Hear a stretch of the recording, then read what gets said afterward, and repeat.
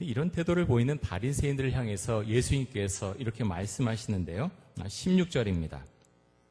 예수께서 대답하여 이르시되 내 교훈은 내 것이 아니요 나를 보내신 이의 것이니라.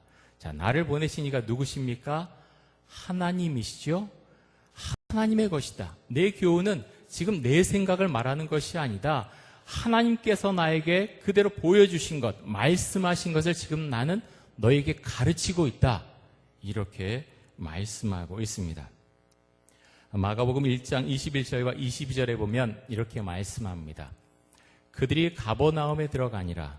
예수께서 곧 안식일에 회당에 들어가 가르치심에 무사람이 그의 교훈에 놀라니 이는 그가 가르치시는 것이 권위 있는 자와 같고 서기관들과 같이 아니함일러라. 자, 말씀드린 대로 서기관들은 어떤 랍비에게 들어가서 말씀을 배운 사람들입니다. 그 말씀의 전문가죠. 근데 사람들이 이 서기관들의 말을, 성경 해석을 많이 들었을 텐데 예수님의 그 성경 해석을 듣고서 깜짝 놀랐다는 겁니다. 무엇이 다릅니까? 그렇게 이야기하죠. 이 사람은 이 예수의 가르치는 것은 권위 있는 자와 같다. 권위가 있다. 이렇게 말씀합니다. 예수님은 권위가 있었습니다. 왜 권위가 있었습니까? 그 말씀이 스스로의 생각이 아니라 하나님께서 말씀하신 것, 그것을 가르쳤기 때문에 예수님의 말씀은, 예수님의 교훈은 권위가 있었다고 하는 것입니다. 요한복음 7장에서 예수님은 바리새인과 서기관들을 향해서 이렇게 말씀하십니다. 17절입니다. 사람이 하나님의 뜻을 행하려 하면 이 교훈이 하나님께로부터 왔는지 내가 스스로 말함인지 알리라. 자, 여러분 어떠십니까? 이 말씀 이해가 되십니까? 내가 어떤 하나님의 뜻을 행해서 살려고 하면 그 교훈이 하나님께로부터 왔는지 아니면 내가 스스로 하는 것인지 안다라고 했습니다. 쉬운 성경에 보면 이렇게 번역을 했는데요. 보다 명확하게 번역을 했습니다.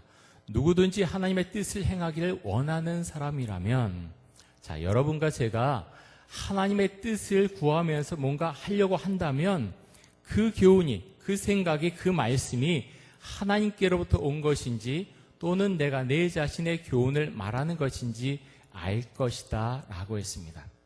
그 사람 스스로 느끼고 안다고 하는 것입니다. 여러분은 이 하나님의 말씀을, 이 성경 말씀을 하나님의 말씀으로 믿으시죠? 믿으시기 때문에 이 자리에 앉아 계신 것인데, 그런데요, 똑같이 말씀을 읽어도, 똑같이 말씀을 들어도 이 말씀이 내 마음속에 들어와서 이 말씀대로 살아가는 사람이 있고, 그 말씀 참 오늘 괜찮았어. 아니면 성경 읽다가 참 그 구절 괜찮았는데 하고 지나갈 수 있다고 하는 겁니다. 다르지요? 너무나 다릅니다. 성경을 읽는데요. 여러분 성경 읽으시죠?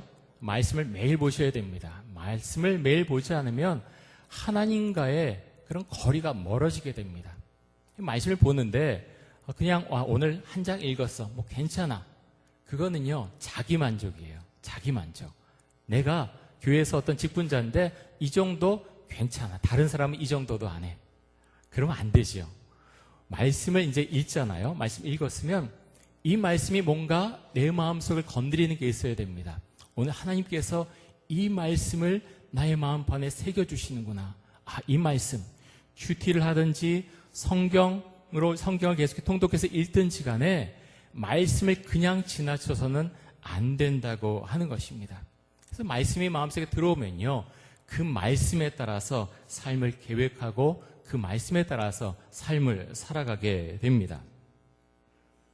예수님은 지금 바리새인들과 유대 종교 지도자들과 영적인 싸움을 하고 있습니다. 눈에 보이지 않지만 영적인 싸움을 지금 하고 있는 것입니다. 바리새인들은, 유대 종교 지도자들은 예수님을 미워하고 있는데요. 어느 정도 미워하느냐 하면 예수님을 죽이고자 합니다. 정말로 예수님을 경멸했고 죽이고자 했습니다. 그런데 예수님은 이런 상황 가운데서 전혀 흔들림이 없습니다. 요한복음 5장에 보면 예수님께서 안식일에 베데스다 목가에 있는 38년 된 병자, 걷지 못하던 그 사람을 일으켜 세우는 장면이 나옵니다. 그런데 그것이 안식일이었습니다. 자, 유대인들은, 유대 종교 지도자들은 어떤 반응을 보입니까? 사람의 병이 났습니다. 38년 동안 걷지 못하던 사람, 그 사람의 병이 나면 어떻게 해야 됩니까? 하나님을 찬양하는 것이 사람의 마땅한 도리입니다. 함께 기뻐하는 것이 사람의 마땅한 도리라고 하는 거죠. 그런데 유대인들은, 유대 종교 지도자들은 그렇지 않았습니다. 오늘이 안식일인데 내가 왜 율법을 어겼느냐? 언짢아 했습니다. 화를 냈습니다. 그래서 예수님에게 왜 이런 일을 하느냐고 묻지요. 그럴 때 예수님께서 이렇게 답변하시는데요.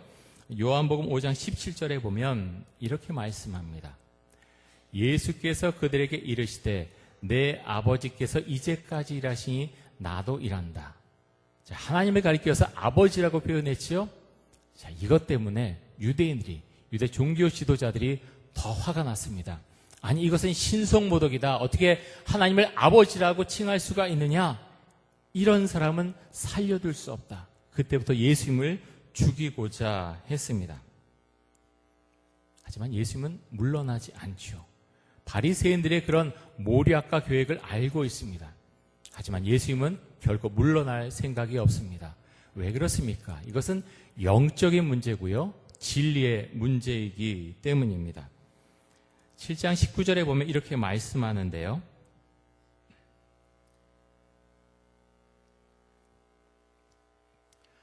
이렇게 말씀합니다. 모세가 너희에게 율법을 주지 아니하였느냐? 너희 중에 율법을 지키는 자가 없도다. 너희가 어찌하여 나를 죽이려 하느냐?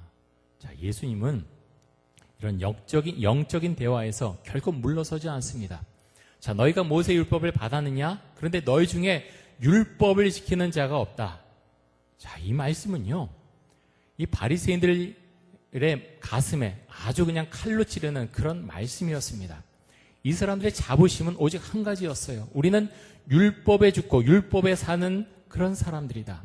정말 율법을 생명처럼 여기면서 살아갔던 사람들, 그 사람들이 바로 바리새인들, 서기관들이었습니다. 그런데 뭐라고 예수님께서 말씀하십니까? 너희 중에 율법을 지키는 자가 없도다라고 말씀하십니다. 예수님께서 왜 이렇게 말씀하셨습니까? 이 사람들이 겉으로는 예수님을, 하나님의 말씀을 따르면서 그렇게 지켜나간다고 했지만 전혀 그렇게 살지 못하기 때문이었습니다. 잘못된 율법 해석을 해서 사람들을 잘못된 곳으로 이끌고 있었기 때문입니다. 예수님께서는 오늘 본문 말씀 가운데서 두 가지를 말씀하시는데요. 왜 너희들이 하나님의 율법을 지키지 않는지 두 가지를 말씀하시는데, 첫 번째는 너희들이 예수님을 나를 죽이려고 하기 때문이다라고 말씀을 하십니다. 모세의 율법은 살인을 금하고 있습니다. 더욱 율법을 지키는 사람들이 예수님을 죽일 수 없다고 하는 거죠. 그런데 예수님께서 이 말씀을 하셨을 때 유대인들이, 바리새인들이 어떤 반응을 보입니까? 그게 무슨 말이 되는 소리냐? 그렇지 않다라고 말하면서 예수님을 향해서 공격하시오. 예수님을 향해서 내가 귀신이 들렸다. 이렇게 반응을 합니다. 그리고 예수님께서 이 바리새인들 향해서 너희가 율법을 지키지 않는다 말씀하신 두 번째 이유는 바리새인들이 예수님께서 안식일에 사람의 병을 고친 것을 비난했기 때문입니다. 7장 21절 한번 보겠습니다. 예수께서 대답하여 이르시되 내가 한 가지 일을 행하매 너희가 다 이로 말미암아 이상히 여기는도다. 자, 여기서 말하는 한 가지 일은 무엇입니까? 아까 제가 말씀드렸던 요한복음 5장에 나오는 안식일에 베데스다 목가에서 38년 된 그 사람을 일으켜 세운 것, 그 사건을 말하고 있습니다. 그 일을 보고서 너희가 이로 말미암아 이상히 여긴다라고 말씀하고 있습니다. 바리새인들은 예수님을 비난했습니다. 예수님께서 이런 이야기를 하세요. 그 뒷부분에 보면 너희가 태어난 지 8일 되는 그 남자에게 할례를 행하지 않느냐?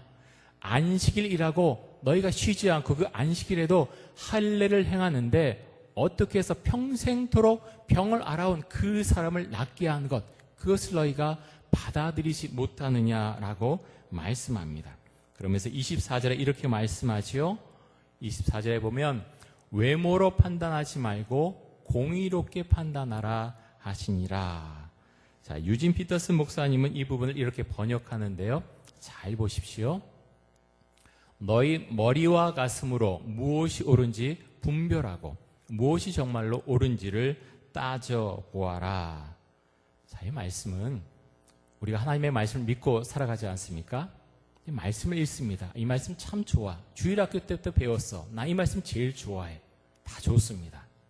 근데 문제는 내가 그 말씀에 따라 정말 살고 있느냐 하는 것이 중요합니다. 어떤 말씀 읽었을 때 이것을 우리의 머리와 가슴으로 분별할 수 있는 영적 분별력이 있어야 한다고 하는 것입니다. 믿음은 영적인 세계입니다. 믿음이 없는 사람은 하나님의 말씀이 들려져도 하나님의 말씀을 읽어도 마음속에 그 말씀을 담아놓지 못합니다. 요즘 수요 예배 때 사무엘상 말씀을 보고 있습니다. 지난 주간에 사무엘상 15장 말씀을 봤는데요. 그 즈음에 보면 계속해서 사울왕에 대한 이야기가 나옵니다. 사울왕이 여러 가지 실수를 많이 하죠. 사울왕이 처음에 하나님의 택함을 받았을 때는 겸손한 것처럼 보였습니다. 그런데 얼마 지나지 않아서 그의 본색이 드러나기 시작합니다. 여러 전쟁을 통해서 하나님께서 말씀하신 것을 듣지 않습니다. 아말렉과의 전쟁이 끝난 이후에도 전부 다 진멸하라고 했는데 듣지 않았지요. 양과 소의 울음소리가 들립니다. 그때 사무엘을 통해서 책망하자 그가 이렇게 말하지요. 제가 한 것이 아니라 백성들이 끌고 왔습니다. 여러 책망을 듣습니다. 전쟁을 통해서, 블레셋과의 전쟁을 통해서, 아말렉과의 전쟁을 통해서. 그때마다 사울은 이렇게 말합니다. 저 때문에 그런 것이 아닙니다. 백성이 그랬습니다. 이것 때문에 그랬습니다. 계속해서 핑계를 댑니다. 하나님께서 원하시는 것이 무엇입니까? 회개하고 나에게 돌아오라 말씀하십니다. 회개하고 나에게 돌아오라 말씀하시는데 사울왕은 그렇게 반응하지 않지요. 하나님, 저 때문에 그런 게 아니에요. 제 잘못이 아니에요. 저는 괜찮아요. 그리고 사울이 원하는 것이 무엇입니까? 백성 앞에서 내가 왕으로 세워지기를 원합니다. 그것을 계속해서 강조합니다. 사무엘 선지자시여, 나를 백성 앞에서 세워주옵소서. 여러분은 어떻습니까? 정말로 하나님을 믿는 가운데서 살아가고 있습니까? 요한복음 7장 18절에 보면 이렇게 말씀합니다. 우리 같이 한번 읽습니다. 시작. 스스로 말하는 자는 자기 영광만 구하되 보내신 이의 영광을 구하는 자는 참되니 그 속에 불의가 없느니라. 아멘. 자, 여기서 스스로 말하는 자는 어떤 사람입니까?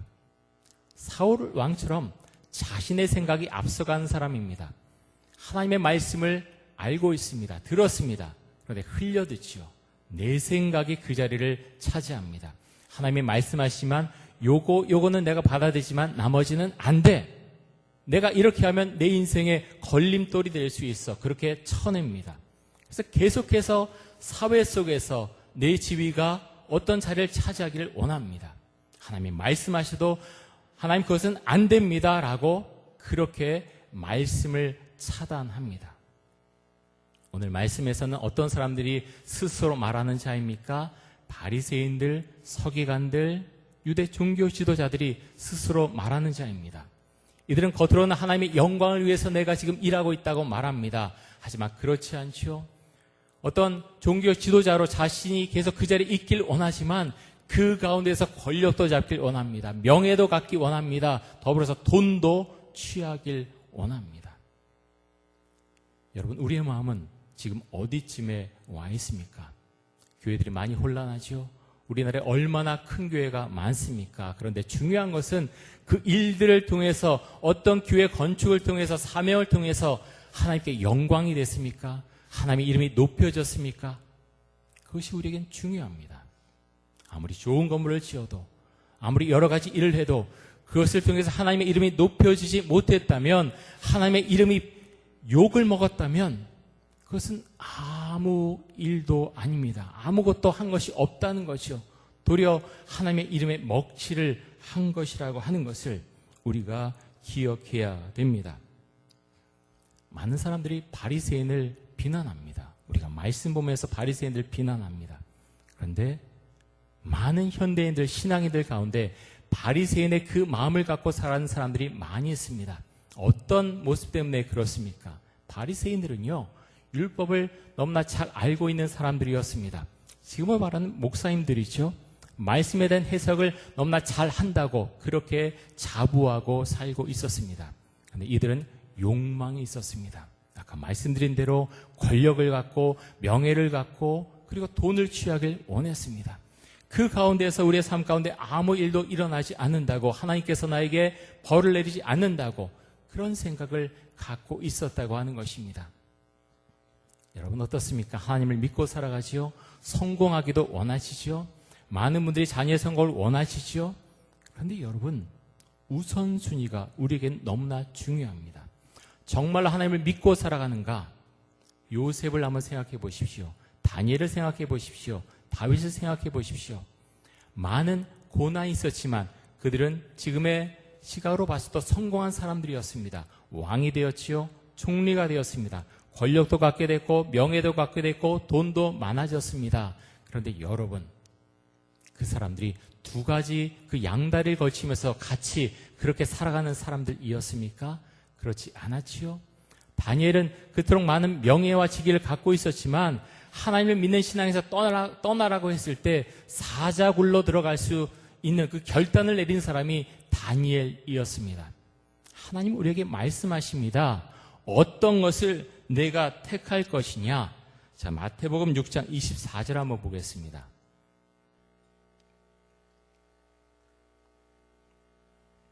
자, 우리 같이 한번 읽습니다.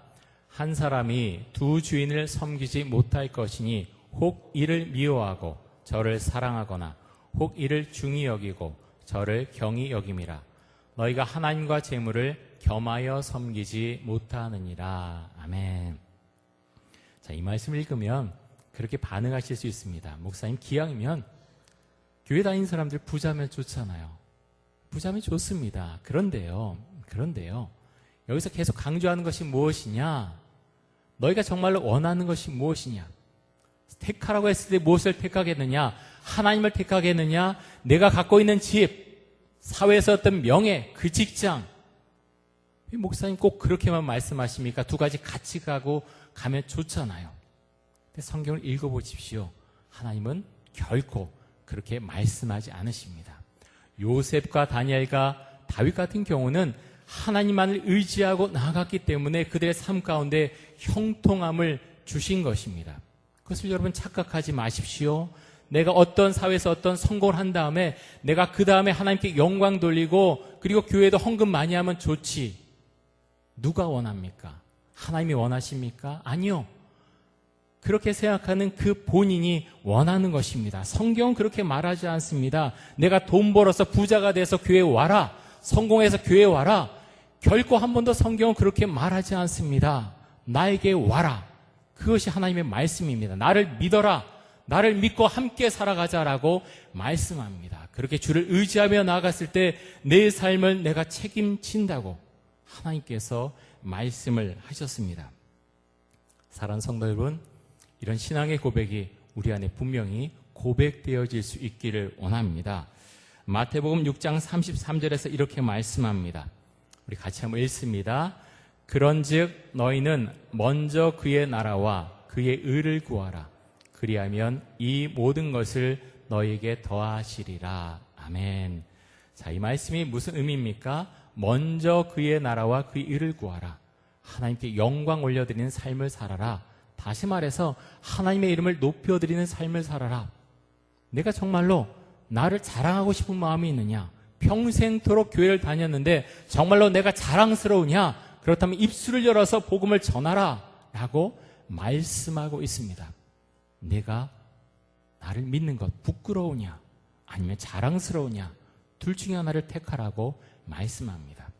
여러분이 정말로 복음이 자랑스럽고 하나님이 자랑스러우시다면 입술을 열어서 하나님을, 예수 그리스도를 전할 수 있기를 원합니다. 그렇게 했을 때 여러분의 삶 가운데 은혜가 임하고 영적으로 하나님 앞에 열리는 그런 역사가 여러분의 삶 가운데 나타날 것입니다.